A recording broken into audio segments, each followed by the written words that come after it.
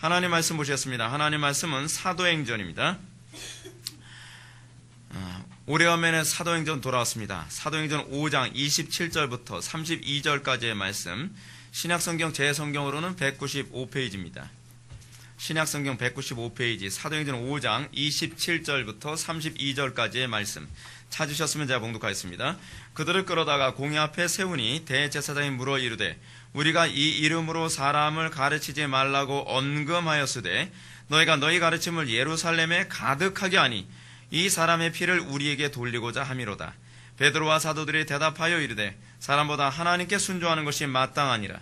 너희가 나무에 달아 죽인 예수를 우리 조상의 하나님이 살리시고 이스라엘에게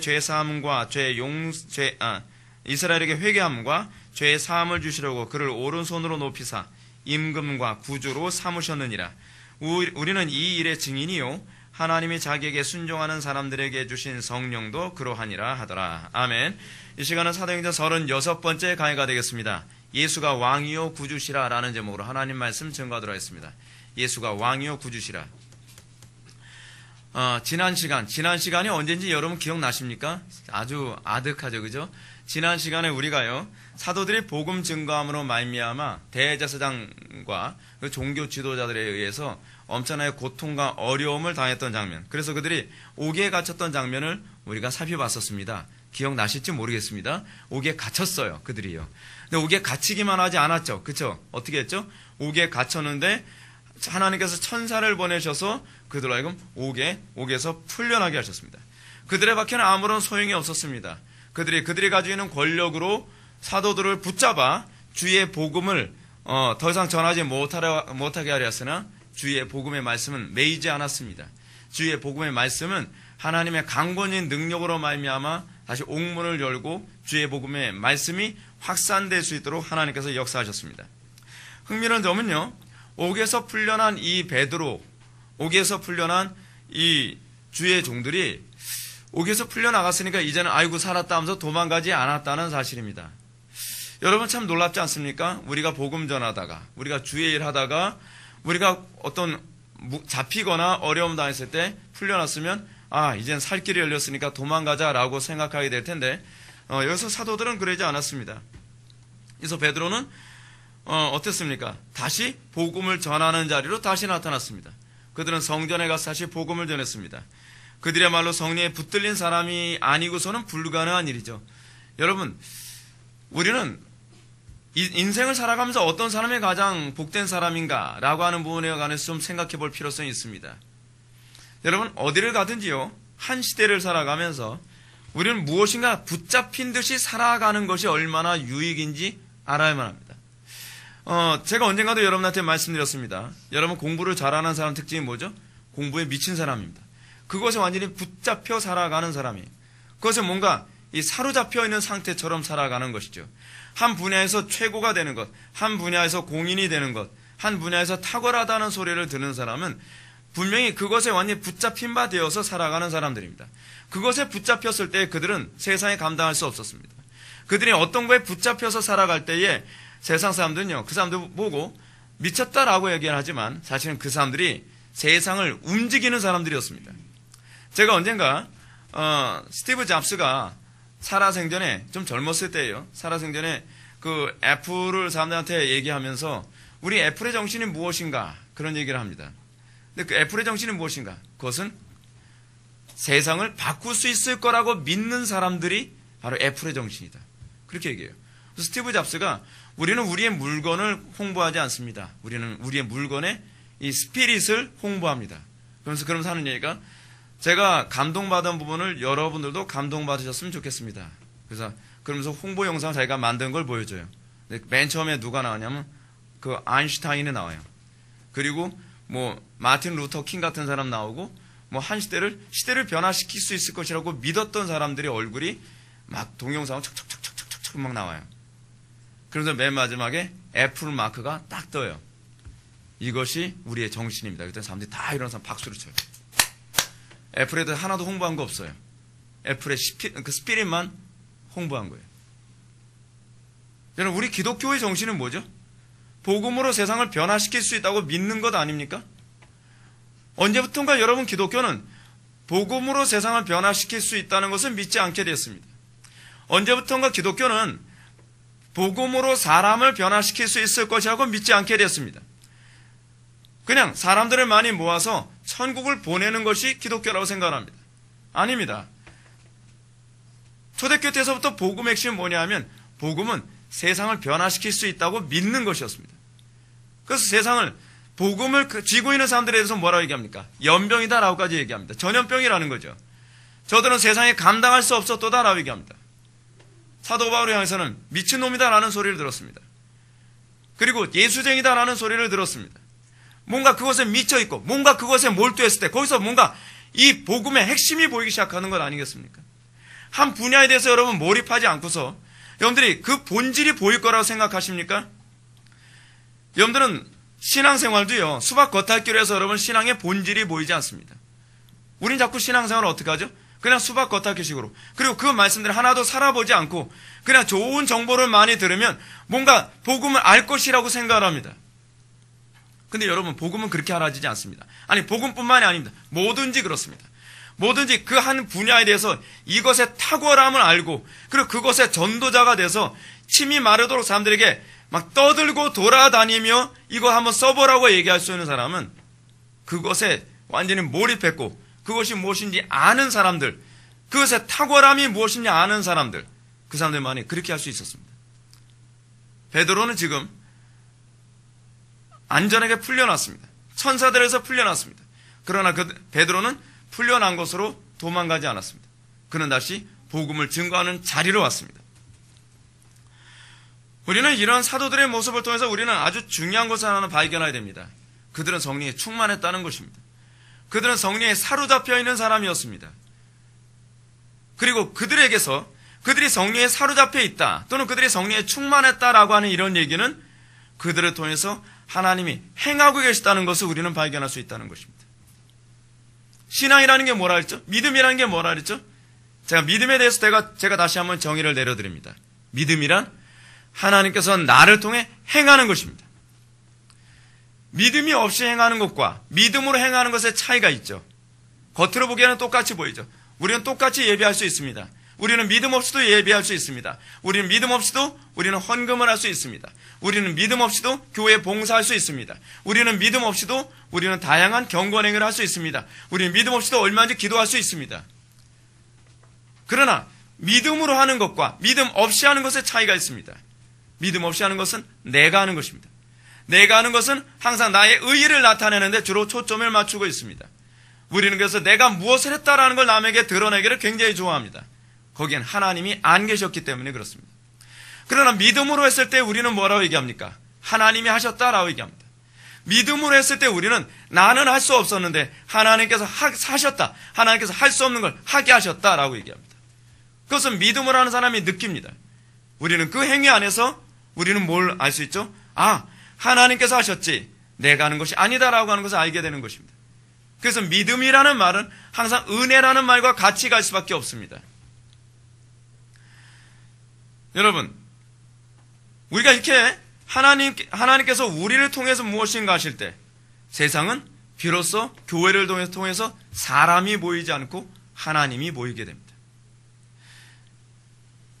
여러분, 초대교회를 향해서 사람들이 뭐라고 얘기합니까? 예수쟁이라는 얘기를 하지 않습니까? 왜 예수쟁이라는 소리가 나오게 됐죠? 여러분, 그 이유가 어디 있죠? 그들에게서 초대교회 성도들의 모습에서 사람이 보인 것이 아니라 하나님이 보인 것입니다. 예수님이 보인 것입니다. 오늘날 이 시대의 기독교가 사람들이 많이 늘어났습니다. 교회 봉사도 많이 합니다. 사회 봉사도 많이 합니다. 밥도 퍼줍니다. 구제도 많이 합니다. 근데 놀라운 사실은 거기서 예수님이 안 보인다는 사실입니다. 믿음으로 하지 않은 것은 다 죄니라. 믿음으로 하지 않은 것이 왜 죄죠? 그것은 자기의 영광을 위해서 하는 것이기 때문에 그렇습니다. 그래서 사람들은 얘기합니다. 내가 라고 얘기합니다. 내가 이렇게 했더니 뭐가 되었더라. 내가 이렇게 했더니 뭐가 되었더라. 요번에 제가 대신 선교대회에 갔다가 대신 선교대회가 굉장히 영광스러웠습니다. 얼마나 은혜로웠는지 몰라요. 선교사님들이 헤어질 때 막 서로 눈물이 가득 차가지고 서로 안아주면서 헤어질 정도로 굉장히 은혜로웠습니다. 이렇게 이렇게 성공적인 선교대회가 과연 이렇게 쉬울까라는 생각을 할 정도였습니다. 근데 거기서, 우리 선교사님, 이걸 준비했던 선교사님이 이런 얘기 합니다. 아버지가 하셨습니다. 아버지가 하셨습니다. 계속 아버지가 하셨습니다. 그것이 더 은혜가 됐고, 정말 믿음을 했구나라고 하는 것을 다시 한번 확인할 수 있었습니다. 오늘날 우리는 교회가 굉장히 영광스러운 모습을 보이고 있는 것 같습니다. 의리의리하게 예배당이 건축되고 있고요. 그리고 한 예배당에 몇만 명, 옛날에 몇십만 명이 모이는 교회도 있었다 그랬죠. 근데 안 믿는 사람들은 거기서 수많은 사람들이 모이는데 신의 영광, 하나님의 영광을 보는 것이 아니라 사람의 영광을 보게 됩니다. 믿음을 하지 않아서 그렇습니다. 우리는 사도에게서 뭘 발견하게 됩니까? 믿음을 했구나라는 것을 발견해야 됩니다. 거기서 우리는 하나님께서 사도를 통해 행하신 것이지 이 사람이 대단한 것이 아니구나라는 것을 알 수 있습니다. 사람은 대단하지 않습니다. 사람이라는 존재는요, 냄새나는 것이 사람입니다. 겪으면 겪을수록 느끼는 것이 사람입니다. 선교사님들 중에서 상당수의 선교사님들이 한국에서 목회하다가 외국으로 나가시면서 이런 얘기합니다. 한국 사람들 대상으로 목회하는데 한계를 느껴서 외국으로 나가야 되겠다라고 생각하는 분들도 있다는 거예요. 사람 냄새가 많이 나죠. 사람 냄새가. 사람이란 존재는 그렇습니다. 근데 하나님께서 우리 통해서 역사하실 때 우리는 뭘 보여야 됩니까? 그리스도를 아는 향기를 보여야 됩니다. 그게 바로 그리스도를 아는 향기입니다. 이제 우리는 이제 그들이 다시 성경에서 말씀을 증거하던 상황으로 다시 한번 봅시다. 그들은 또다시 대제사장에 붙잡혀 신문을 받는 장면이 나옵니다. 27절부터 28절의 말씀 보시겠습니다. 그들을 끌어다가 공의 앞에 세우니 대제사장이 물어가로되 우리가 이 이름으로 사람을 가르치지 말라고 언급하였으되 너희가 너희 가르침을 예루살렘에 가득하게 하니 이 사람의 피를 우리에게 돌리고자 함이로다. 우리는 이 말씀을 통해서 사도들이 현재 처한 상황이 어떤 것인지 쉽게 알 수 있습니다. 그들은 당시 유대 사회에서 최고의 권력자라고 할 수 있는 종교 지도자들에게 정치적으로 강력한 압력을 받고 있습니다. 내가 너희들한테 얘기했지, 말씀 증거하지 말라고. 내가 전도하지 말라 그랬지. 근데 왜 전도를 해? 죽고 싶어서 환장했어? 라고 지금 협박을 받고 있는 것입니다. 대제사장들은 사도들에게 말하기를 우리가 이 이름으로 사람을 가르치지 말라고 엄금하였으되 라고 얘기합니다. 여러분 얼마나 무섭겠습니까? 그렇죠? 그 당시 종교 지도자들은요, 사실은 정치 지도자이기도 해요. 최고의 권력자거든요. 이런 그들의 말 속에는 사도들의 가르침이 그들에게 매우 불편한 가르침이었다는 것을 지금 얘기해주고 있습니다. 그리고 할 수 있는 모든 자기의 힘과 권력을 사용해서 그것을 못하게 막으려 합니다. 여러분 지금 우리나라가 점점 그렇게 돼가고 있습니다. 언젠가 얼마 전에 여러분 사람들이 사인 받고 있다 그러지 않습니까? 무슨 사인을 받냐면 성경책이 금소가 돼야 된다라고 하는 사인을 받고 있다는 거예요. 여러분 점점 우리가 신앙생활하는 게 어려워지죠. 자기중심적으로 신앙생활하는 기독교인들 점점 상황이 안 좋아져 가는데 기독교인들은 아무런 도움이 안 됩니다. 그냥 그들은요 상당수가 예배만 마치면 그리고 예배당에서 나가면 더 이상 기독교인이 아닌 삶을 살아가니까요. 이들이 무슨 이런 사회 안에서 여러분 뭘 할 수 있겠습니까? 기껏해 할 수 있는 노력이라고 하는 것은 댓글에다 그런 건 난 반대합니다 라고 댓글 하나 올리는 정도. 이게 다죠. 이게 다야. 안타까운 일입니다. 여러분 지금 사도들은 이 위협 가운데 놓였습니다. 사도들이 이런 위협에 놓이게 되어진 이유가 무엇인가? 사도들의 가르침이 또는 사도들의 증거가 그들을 불편하게 만들기 때문에 그렇습니다. 그들은 얘기합니다. 너희가 너희 가르침을 예루살렘에 가득하게 하니 이 사람의 피를 우리에게 돌리고자 함이로다. 이 종교 지도자들은요, 종교 지도자예요. 정치 가기 이전에 종교 지도자죠. 근데 이들은 무엇이 진리냐, 무엇이 거짓이냐에 관심이 없습니다. 이들의 관심은 뭐죠? 내 정치적 입지가 불편해지느냐, 유리해지느냐에만 관심을 갖습니다. 이들은 예수님이 부활했다는 사실을 사실은 보고를 들어서 아는 사람들입니다. 그리고 이들은요, 사도들이 이렇게 기적적으로 나온 것을 보면서도 사실은 할 말이 없는 사람들입니다. 그럼에도 불구하고 이들은 하나님을 인정하지 않습니다. 종교 지도자인데요. 종교하고 아무 상관이 없는 사람들이에요. 여러분, 우리는 오늘날 그런 모습이 얼마나 많습니까? 종교는 있는데 그 종교하고는 아무 상관없는 교인들. 종교는 있는데, 종교 지도자이긴 한데 그 종교와 아무 관계가 없는 사람들.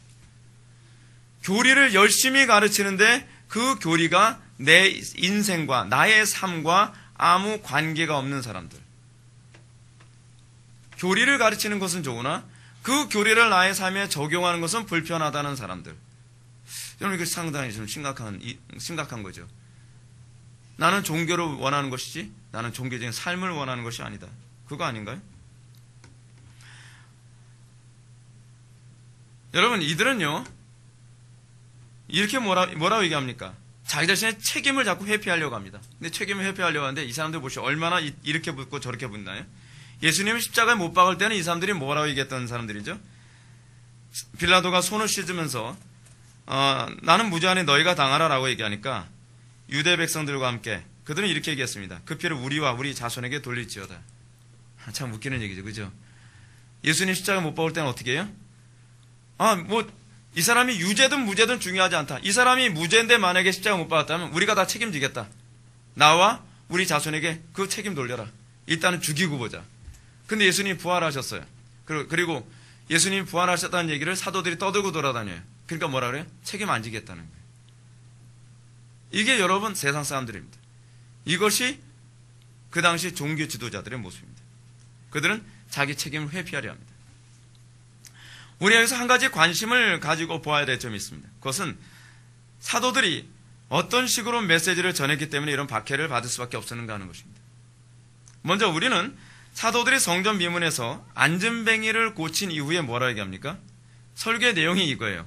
여러분 생각해 보세요. 여러분 이런 사람들 이렇게 여러분 설교하면 여러분 어떤 느낌일까요? 너희가 죽였다. 꼭 이렇게 설교해야 되나요? 예수님이 죽으셨다가 부활하셨다. 너희가는 빼고 예수님이 죽으셨다가 3일 만에 부활하셨다. 할렐루야. 예수님 믿으면 구원받는다. 이렇게 얘기하면 좋잖아요. 근데 사도들은 뭐라고 얘기해요? 너희가 죽였다는 거예요. 기분 나쁘게. 꼭 여러분 그렇게 기분 나쁘게 설교를 해야 될까요? 사도들이 1차적으로 그렇게 설교했어요. 안전뱅이 고치고 나서 너희가 예수님을 나무에 달아 죽였다라고 얘기한 이 사도들이 1차적으로 또 체포받을 때 이 사람들이 유대인 지도자를 향해서 뭐라고 얘기했냐면 너희가 예수님을 죽였다 그래요. 그래 정말 죽이고 싶죠. 대놓고 얘기하는데 그렇지 않습니까? 그런데 오늘 본문에서 30절에서 이것 때문에 핍박을 받고 있는데 이것 때문에 고통을 받고 있는데 사도들이 또 뭐라고 얘기하고 있어요? 너희가 예수님을 죽였다라고 얘기하고 있어요.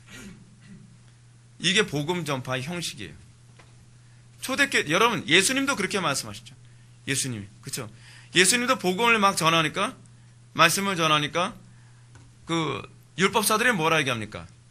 주여 그거는 우리를 두고 하는 소리이니다 라고 얘기하니까 뭐라고 말씀하십니까? 그렇다 이 회칠한 무덤아. 이제 돌려서 얘기하는 것이 아니라 찍어놓고 얘기하고 있어요.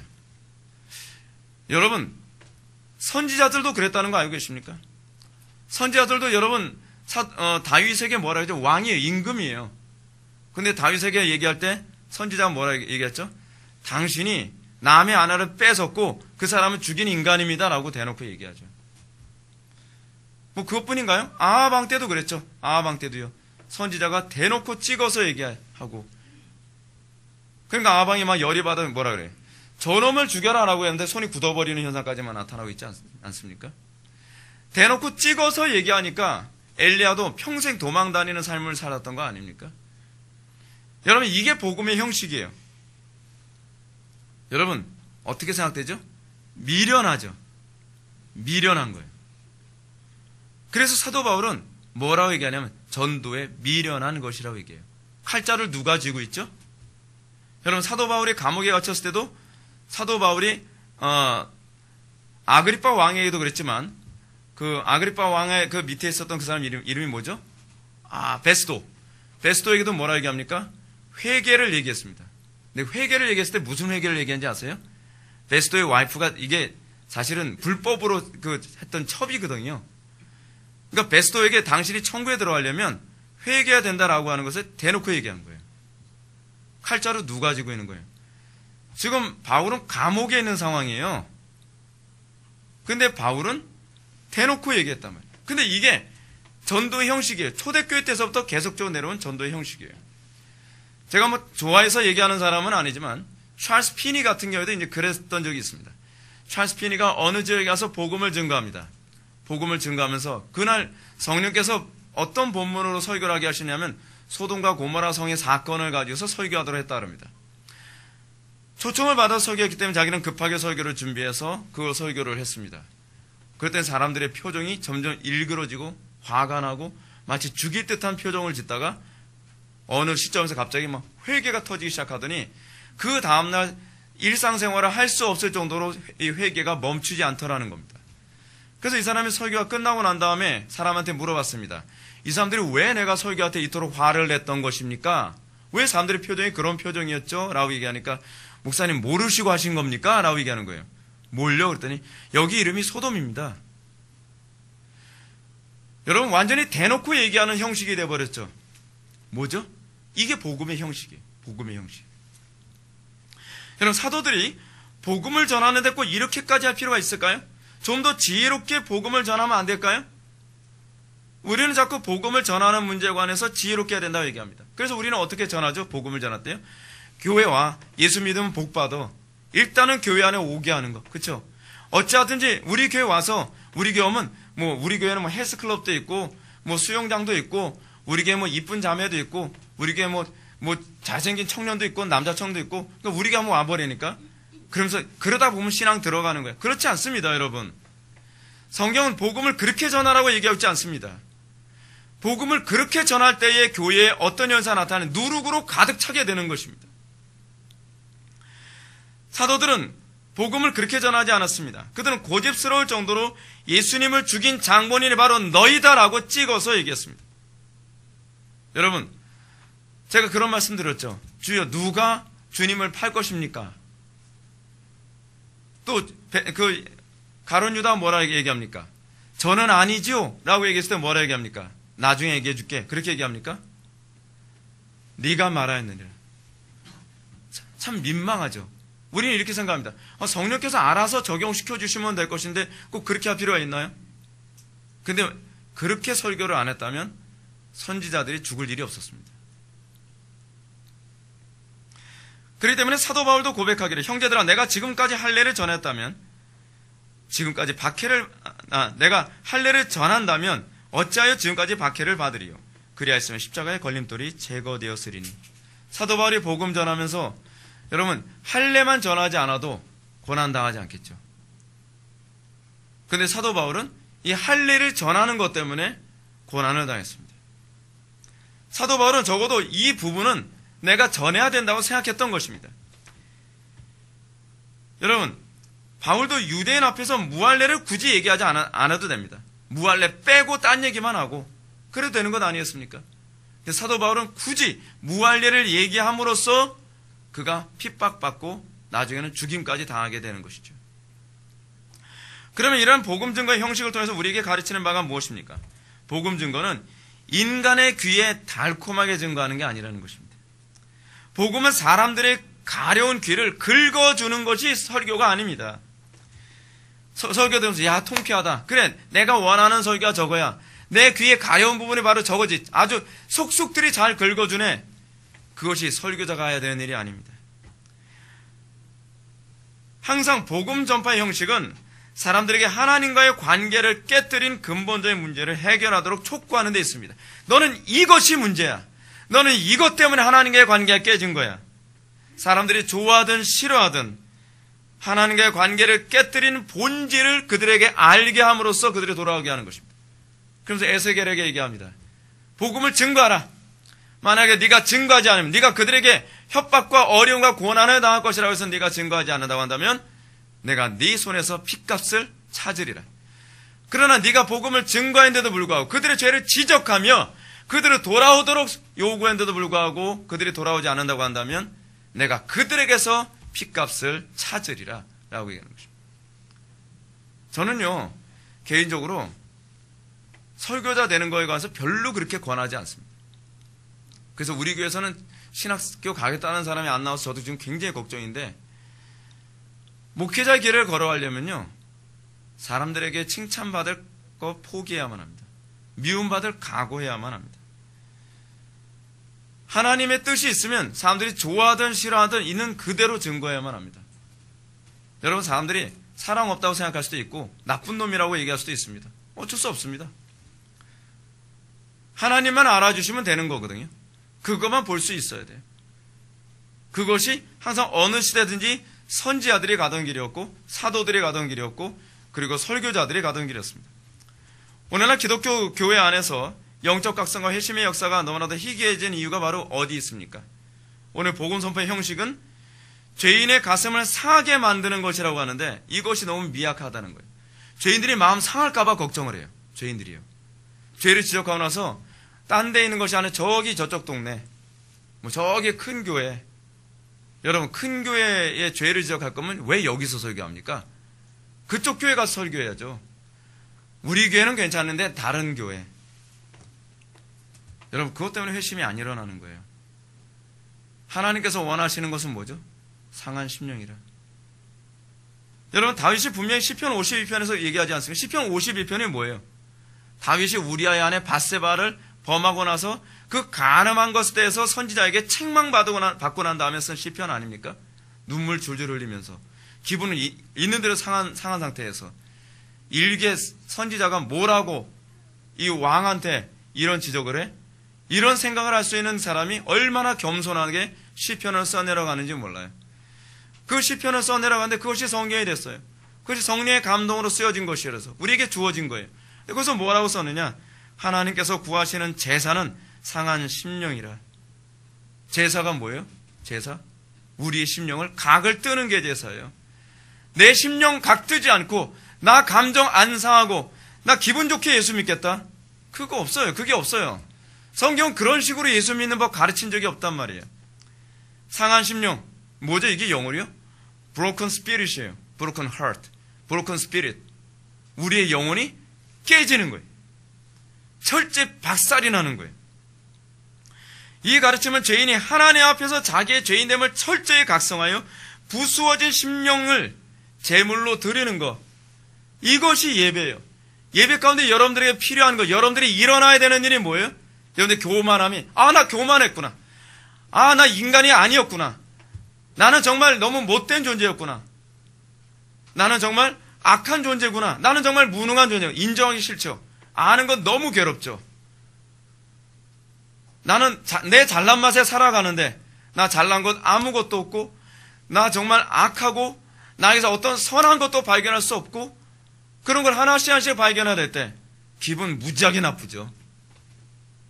근데 하나님께서 받으시는 제사는 그거예요. 여러분, 목사가 하는 일이 뭐라고요? 설교자가 하는 일이 뭐라고요? 이방인들을 하나님께 제물로 바치는 제사장 역할을 하는 거예요. 제사장 역할을 두 종류로 하죠. 1차적으로 내 자신을 하나님께 제물로 바치는, 거룩한 산제물로 바치는 로마서 12장의 제사장 역할. 그리고 로마서 15장에 나오는 이방인들을 하나님께 제물로 바치는 제사장 역할을 하는, 그것이 저나 여러분들이 해야 되는 제사장 역할이죠. 여러분들의 자녀들에게도 그렇게 해야 되고요. 자녀들이 아무리 힘들다고 한다 할지라도 하나님의 뜻이면 희생하게 만들고 헌신하게 만드는 것, 그것이 또 우리가 해야 되는 일이죠. 근데 설교자의 이 직무로서 제가 해야 되는 일이 뭐예요? 여러분들이 기분이 좋든 나쁘든, 여러분들이 이것 때문에 감정이 상하든 어쩌든, 여러분들이 마치 스테반을 돌로 때려 죽일 것처럼 눈에 불을 켜고 화를 낼지언정, 설교자가 해야 되는 일이 뭐예요? 이것이 여러분들하고 하나님과 관계가 깨진 것이오니 이것을 회개하십시오. 이것이 깨져서 여러분들의 재물 되십시오라고 설교하는 것이 설교자의 직무입니다. 안 들으면 어쩔 수 없고요. 회개 안 하면 핏값은 여러분들에게 사질 테니까요. 오늘날 공예배 속에서 설교자는 회중들로 하여금 자신의 감정을 숭배하도록 부추기죠. 또한 지적인 교만을 채워주도록, 그리고 설교 한 편 듣고서 기분이 더 좋아지고 우쭐해지고 그리고 완악해져서 가게 만들죠. 역시 오늘 설교 들어보니까 나는 잘못이 없는데 내 남편이 문제야. 오늘 설교 들어보니까 나는 잘못이 없는데 내 아내가 문제야. 역시 오늘 설교는 너무 좋은 설교였어. 위로가 돼. 그럼 그런 설교 들으려고 오지 마십시오. 더 악해집니다. 더 완악해집니다. 설교가 하는 일은 여러분들의 의로운 존재라고 하는 것을 부각시키는 것이 아니라 하나님만 의롭고 우리는 악하다는 것을 알게 하는 것입니다. 하나님만 전능하시고 우리는 무능하다는 것을 알게 하는 것입니다. 오늘날 점점 강단 설교하는 일이 무엇입니까? 사람들 자존심 세워주고 기분 좋게 해주고 그리고 사람들로 하여금 점점점 그들의 기분을 맞춰주면서 설교자는 숭배를 받죠. 숭배를 받죠. 설교자 우상이 되는 건 간단합니다. 공급자가 나다라는 것만 인식시켜주면 그 사람은 숭배를 받습니다. 설교자가 하는 유일한 일이 무엇이냐면 하나님만이 유일한 공급자다라고 하는 것을 선포하는 것입니다. 그런데 오늘날 설교자들은 어떻습니까? 내가 여러분들의 행복을 공급해주고 내가 여러분들의 평안함을 공급해주고 내가 여러분들을 위로한다. 할렐루야. 여러분 얼마나 상처 많이 받으셨습니까? 얼마나 여러분들 마음 괴롭습니까? 하나님의 위로가 있길 바랍니다. 그게 아니에요. 여러분 속지 마십시오. 위로는 뭐가 위로인지 아십니까? 하나님 앞에 깨졌을 때 위로입니다. 언약이 성취되는 걸 경험할 때 그것이 위로입니다. 우리가 하나님과의 관계가 회복되는 것이 위로입니다. 하나님과 관계가 깨져서 내 삶이 방탕하고 박살이 났는데 무슨 위로예요? 심리적 위로죠. 그러니까 점점 하나님을 숭배하는 것이 아니라 사람을 숭배하는 것으로 가죠. 그 사람들은 또 그렇게 이렇게 얘기해도 또 그런 사람 좋아해요. 그러므로 회개 없는 설교는 아무리 교리적으로 탁월한 설교를 할지라도 결코 하나님을 숭배하게 할 수 없습니다. 모든 설교, 모든 그 교리적인 설교에는 반드시 회개가 동반돼야 되고 회개가 동반될 때라야만 그들은 비로소 하나님을 숭배하게 됩니다. 하나님을 숭배하는 진정한 예배자가 되려면 다윗의 가르침처럼 하나님께 구하는 제사는 상한 심령이라 broken spirit이 되어야만 합니다. 우리의 영혼이 깨져야만 합니다. 우리의 영혼이 깨지는 겁니다.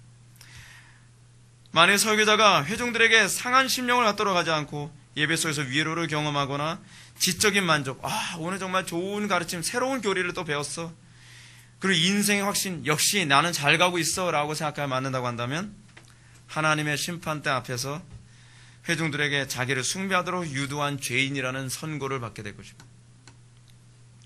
오늘날 목회자들의 심각한 문제가 바로 여기에 있습니다. 오늘날 목회자들과 초대교회 사도들의 설교에서 가장 큰 차이점은 설교자가 자기는 십자가를 지더라도 자기는 돌에 맞아 죽더라도 그리스도만을 높이는 일에 힘써야 되는데 그러지 않았다는 게 문제입니다. 그리스도를 낮추고 자기가 영광을 받고 박수와 갈채를 받는다고 한다면 여러분 이건 정말 심각한 문제가 되는 것입니다. 오늘날 설교자들은 회중들의 필요에 민감합니다. 그들의 필요를 적절히 채워주고 감동적인 퍼포먼스를 취합니다. 언젠가 어떤 유명한 목사님이 그 예배 시간에 흰색 한복을 입고 그리고 지게를 지고 막대기를 들고서 강단에 올랐습니다. 그리고 교인들한테 무릎을 꿇고 절을 하며 저는 여러분들의 머슴입니다 라고 퍼포먼스합니다. 많은 사람들이 감동을 받았겠죠. 쇼를 하는 거예요. 쇼를 하는 거. 여러분 저는 여러분들의 종이 아닙니다. 저는 하나님의 종입니다.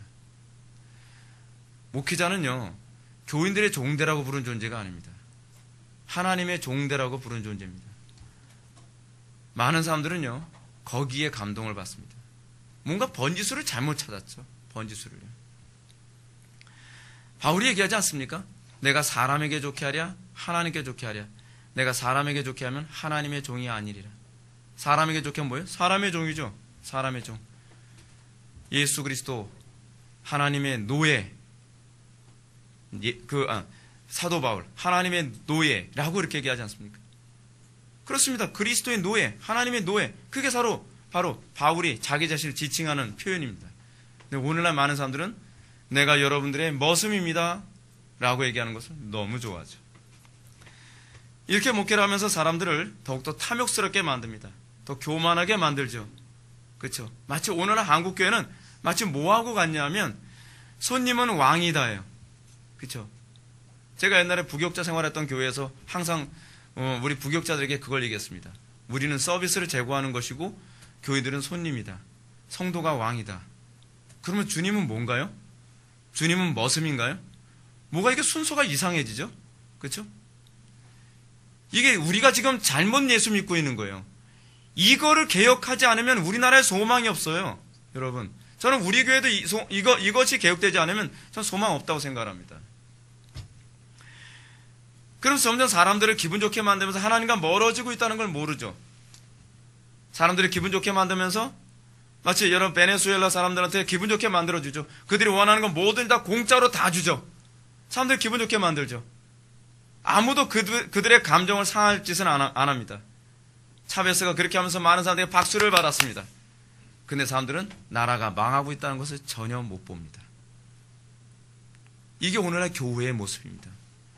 사람들은 자기의 비율을 맞춰주고 기분 좋게 해주고 모든 필요를 제공해주고 그러면서 자기의 영혼이 점점 지옥으로 열심히 달려가고 있다는 것을 전혀 눈치채지 못하게 하는 것이죠. 왜냐하면 끊임없이 교회에서 여러분들에게 확신을 심어주거든요. 그래도 여러분들 천국 갑니다. 그래도 여러분들 하나님이 여러분을 사랑하십니다. 여러분들이 아무리 그렇게 산다 할지라도 하나님의 신실하심이 여러분들을 천국으로 이끌어 주실 것입니다. 여러분들은 기분 좋게 편하게 예수 믿으면서 여러분들은 내가 지옥으로 가고 있는지도 모르면서 달려가고 있는 것입니다. 그리고 그렇게 얘기해 주는 사람이 어느 시대인지 항상 박수를 받고 항상 찬송을 받죠. 대신에 하나님을 찬양하지는 않습니다. 예수님께서 말씀하셨습니다. 모든 사람이 너희를 칭찬하면 화가 있도다. 그들의 조상들이 거짓 선지자들에게 이와 같이 하였느니라. 그렇습니다. 사람들에게 칭찬을 기대하는 것, 그것은 사도들이 전했던 복음 전도의 형식에 위배되는 것입니다. 우리의 칭찬은 오로지 하나님께만 기대해야만 합니다. 여러분들이 세상에서 살아가면서, 직장 생활하면서 또는 불신 가정에서 여러분들 신앙생활하면서 여러분들 안 믿는 사람들에게 칭찬받을 거 기대하지 마십시오. 오히려 안 믿는 사람들에게 칭찬받으려고 기대하면서 여러분 하나님께 칭찬받지 못할 존재가 될 수 있다는 것을 기억하셔야만 합니다. 세상 사는 거요? 그런 식으로 구별되는 겁니다. 자, 이런 위협적인 상황에서 사도들은 당대 최고의 권력자로 해도 과언이 아니었던 대제사장 앞에서 뭐라고 답변했나 볼까요? 29절 봅시다. 베드로와 사도들이 대답하여 이르되 사람보다 하나님께 순종하는 것이 마땅하니라. 야, 담대하지 않습니까? 사람보다 하나님께 순종하는 것이 마땅하다. 여러분, 이 사도들의 이런 가르침 잘 보십시오. 사도들은 그들이 비록 싫어하는 가르침이라 할지라도 이런 가르침을 전하는 것이 엄청난 핍박을 의미한다 할지라도 굳이 전할 수밖에 없는 이유를 분명하게 얘기해 주고 있습니다. 그것은 사람보다 하나님께 순종하는 것이 옳기 때문입니다. 이 땅에서 성도는 분명히 하나님께 세우신 권위에 복종해야죠. 그렇죠? 자녀들은 부모에게 복종해야만 합니다. 아내는 남편에게 복종해야만 합니다. 그리고 백성들은 세상 권위자에게 복종해야만 합니다. 믿습니까? 여러분 왜 이걸 해야 되는지 아십니까? 하나님은 질서의 하나님이시기 때문에 그렇습니다. 여러분 질서 어기면서 믿음 좋다고 얘기하지 마십시오. 그거는요 가짜입니다. 하나님의 형상이 질서를 여러분 지키는 것으로 나타난다니까요. 하나님의 형상이요. 근데 우리는 질서를 안 지키면서 그래도 난 믿음이 좋다. 우린 명분을 갖다 대죠. 저 사람에게 내가 그 윗사람으로 내가 봐줘야 될 이유가 없기 때문에. 그런데 여러분 하나님께서 제가 여러분들한테 말씀드렸죠. 우리는 평등이 우선이 아니라 질서가 우선이라고 해요. 질서를 지키면 평등이 따라온다 그랬죠. 근데 만약에 평등을 먼저 추구하면 어떻게 된다 그랬죠? 질서가 없어져요. 이상해요. 순서가 바뀌면 하나는 자취를 감춰요. 근데 순서를 지키면 모든 게 다 존재해요. 이것이 하나님께서 정하신 룰이에요. 법칙이죠.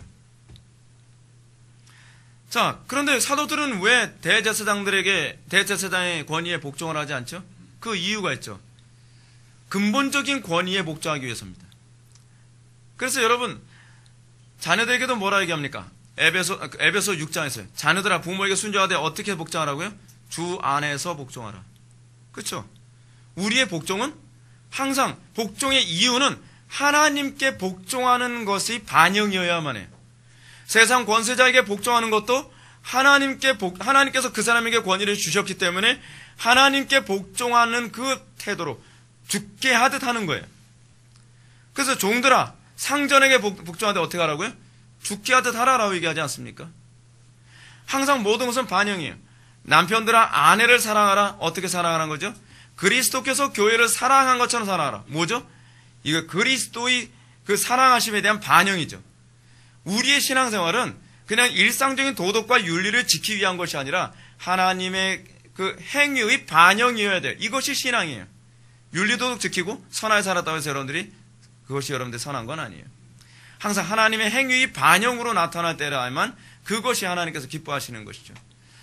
사도들은 항상 질서에 복종합니다.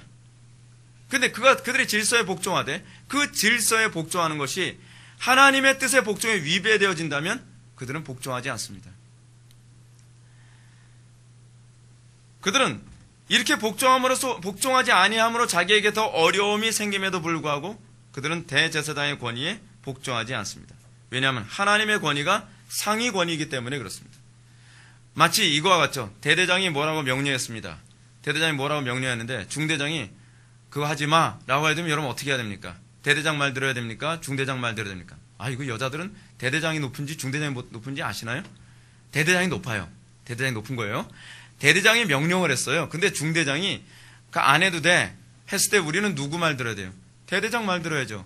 그런 케이스예요. 그것이 질서로 존중하는 방법이죠. 하나님에게 권위는 모든 권위 위에 있으며 모든 권위의 실제적인 근거가 하나님으로부터 나옵니다. 그렇기 때문에 여러분들이 하나님의 권위를 인정하지 않으면 여러분들의 권위가 존중받을 것이라고 생각하지 마십시오. 단편은 예를 들어서 중대장이 대대장이 시킨 걸 하지 못하겠다고 한다면 대대장이 나중에 그 사실을 알게 됐을 때 어떻게 하겠어요? 그 중대장에게 권위를 뺏어버리겠죠. 그렇죠? 우리는 오늘날 하나님의 권위를 존중하지도 않으면서 왜 너는 내 말 안 들어? 너는 왜 나에게 복종 안 해? 여러분 말이 되는 소리를 해야죠. 권위 주체를 내가 인정하지 않았는데요. 즉 우리나라가 지금 권위가 다 무너지고 있는 이유가 어디 있는지 아십니까? 그래서 그런 거예요. 모든 권위의 근원이 되시는 하나님의 권위를 인정하지 않으니까 하나님께서 모든 사회의 영역의 권위가 다 무너졌잖아요. 부모와 자녀의 권위 무너졌죠. 스승과 제자의 권위 무너졌죠. 그렇죠? 그리고 국가에서 위아래 권위 다 무너졌죠. 왜 무너졌죠? 하나님의 권위를 인정하지 않아서 그래요. 하나님의 권위를 인정하지 않아서. 따라서 우리는 31절과 32절의 말씀은 우리가 아주 중요한 의미를 내포합니다. 이스라엘에게 회개함과 죄사함을 주시려고 그를 오른손으로 높이사 임금과 구주로 삼으셨느니라. 우리는 이 일의 증인이요 하나님이 자기에게 순종하는 사람들에게 주신 성령도 그러하니라 하더라. 아멘. 여기서 사도들은 예수님의 명령을 대제사장들의 명령보다 더 권위 있게 받아들일 수밖에 없는 이유를 얘기하고 있습니다. 아주 논리적으로 얘기해 주고 있어요. 사도들은 예수님을 종교 지도자들이 아주 독특한 방식으로 먼저 소개합니다. 즉 예수님은 성부께서 이스라엘에게 회개함과 죄 사함을 주시려고 그를 오른손으로 높이사 임금과 구주로 삼으셨다 얘기합니다. 예수님을 임금과 구주로 삼은 이유가 뭐라고요? 죄 사함과 회개를 얻게 하기로. 자, 우리는 여기서 아주 좀 중요한 한 가지 개념을 좀 보셔야만 합니다. 예수님이 여러분 왕과 그리고 구주가 된 시점이 어느 시점인가 하는 것입니다. 하나님 우편에 앉아 계실 때예요.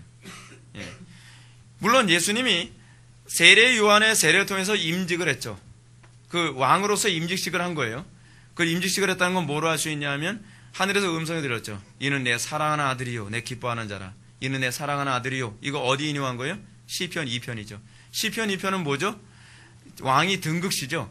다윗이 왕으로 등극할 때 그 등극하는 그것을 등극할 때마다 꼭 읽는 낭독하는 것이 시편 1편이에요. 시편 2편. 근데 예수님이 세례 요한에게 세례를 받을 때 하늘에서 그 소리가 들렸다는 것은 왕으로 임직하는 임직식이라는 거죠. 근데 그 임직식이 있다고 해서 곧바로 왕으로 등극한 건 아니었어요. 왕에 실제적으로 등극하는 시점은 어디냐면 하나님의 우편에 앉으심이죠. 하나님의 우편에 앉으셨다는 얘기가 무슨 얘기죠? 예수님 맨날 하나님 오른쪽에 앉아서 막 영원토록 앉아만 계시는 분이라는 분이에요? 아니죠. 그 얘기가 아니죠. 왕권을 위임받았다는 얘기죠. 왕권을 위임받았다는 것.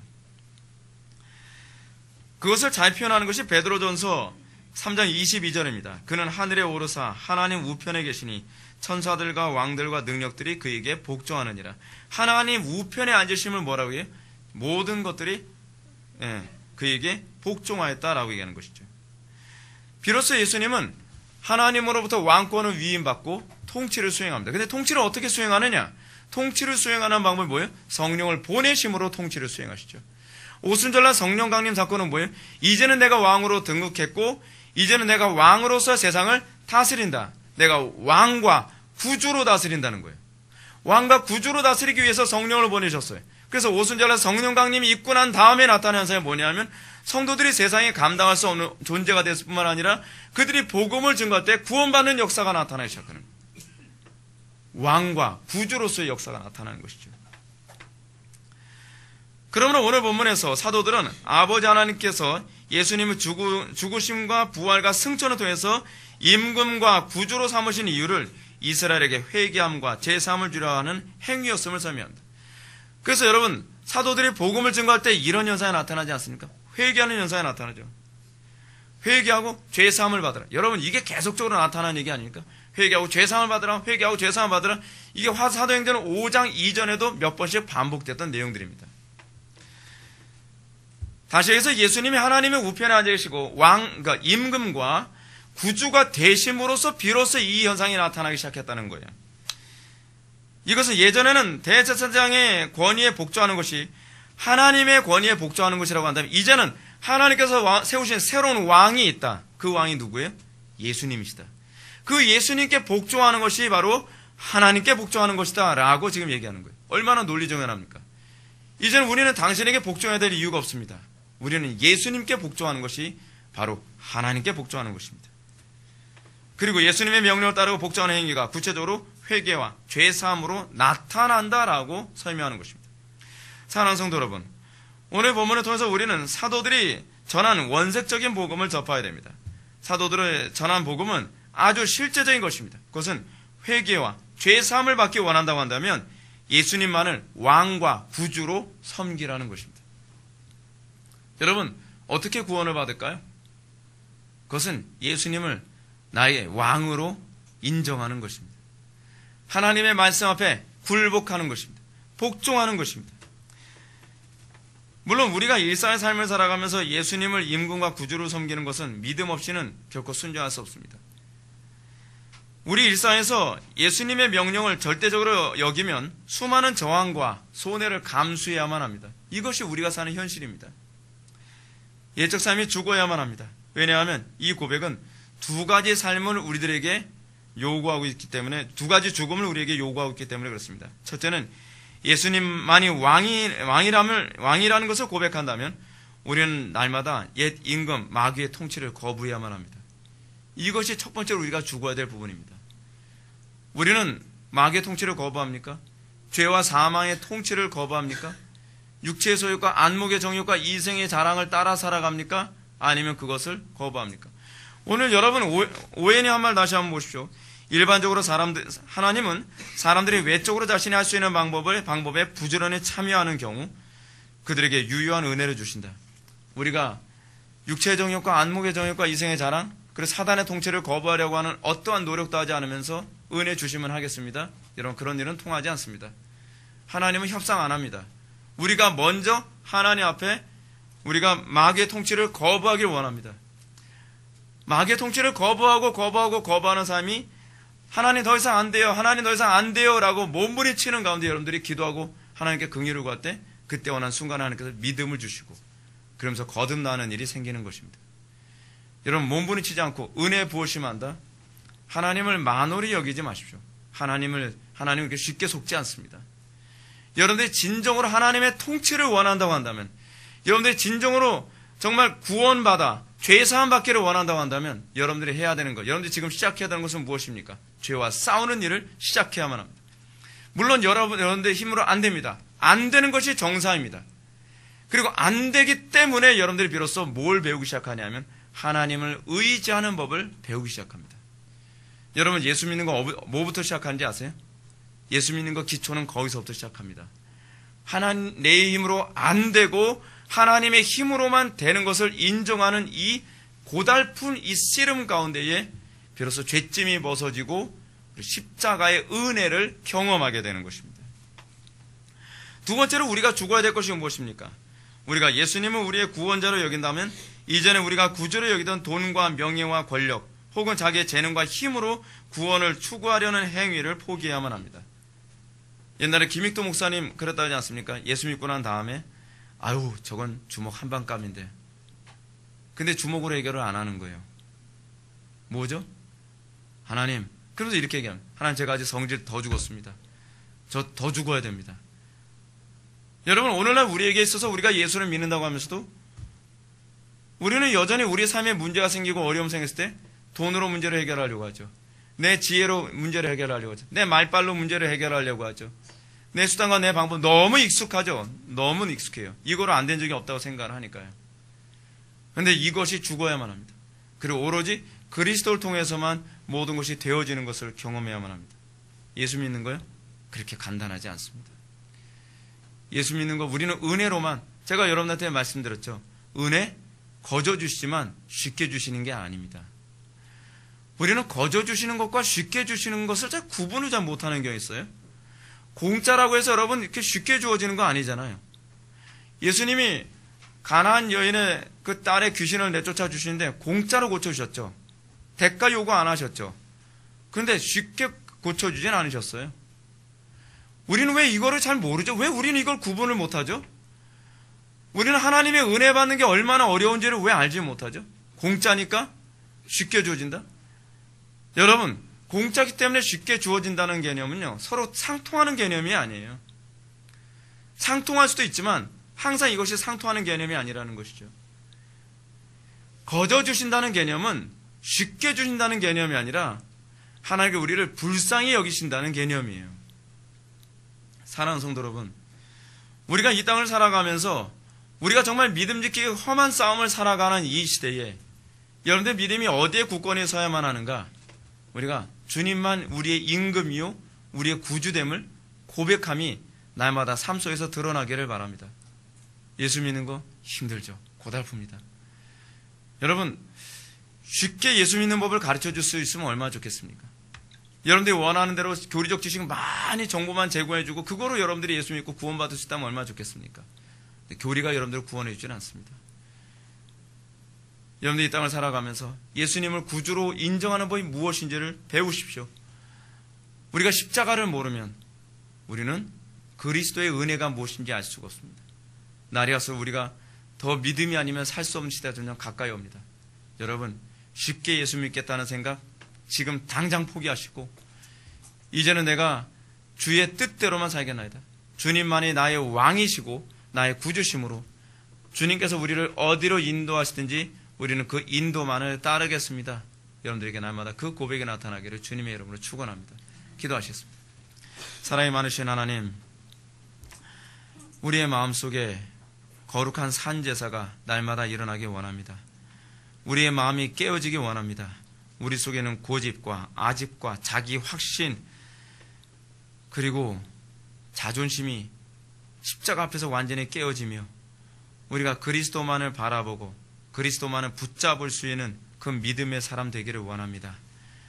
우리가 주님의 은혜를 붙잡을 수 있는 믿음 허락하여 주시고 이 어두운 시대에 끝까지 우리가 주님만을 따를 수 있도록 은혜 베풀어 주옵소서.